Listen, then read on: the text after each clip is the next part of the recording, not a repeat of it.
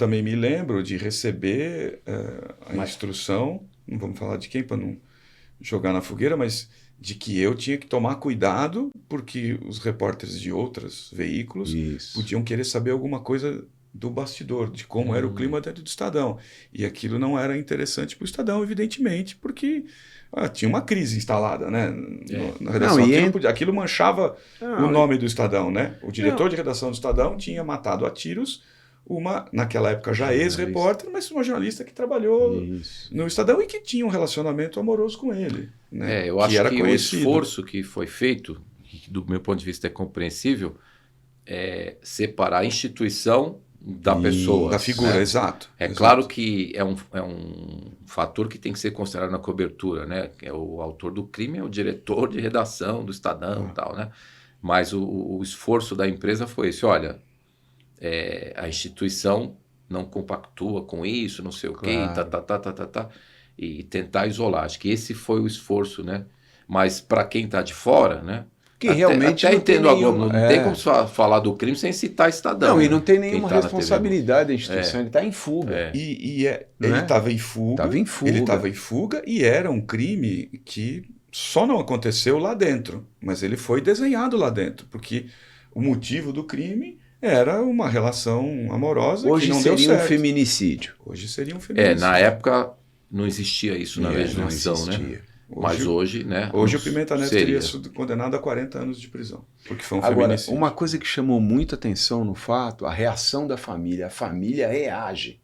Então a família, por exemplo, o jornalista procura a família da Sandra atende, o pai dela dá entrevista, quer dizer, isso vai dando força para o noticiário também. E era um crime que, além de ter esse aspecto, né, de acontecer dentro de um grande jornal, né, ter essa questão da relação amorosa, que isso aquecia qualquer cobertura, né, qualquer crime, era um crime que o assassino, no bom português, que isso define cobertura, não era pobre, e nem a vítima. Isso define cobertura.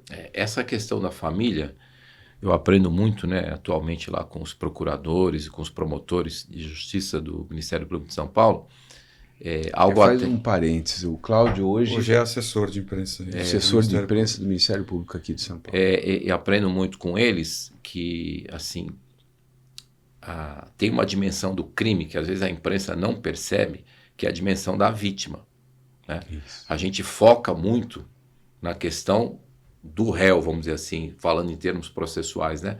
Mas você tem uma dimensão ali do crime, mesmo num crime de homicídio, tudo bem, a pessoa foi assassinada, mas a família está lá, né? E tem uma dimensão de drama humano em todos os casos, né? Em todos os casos, que é algo relevante, né?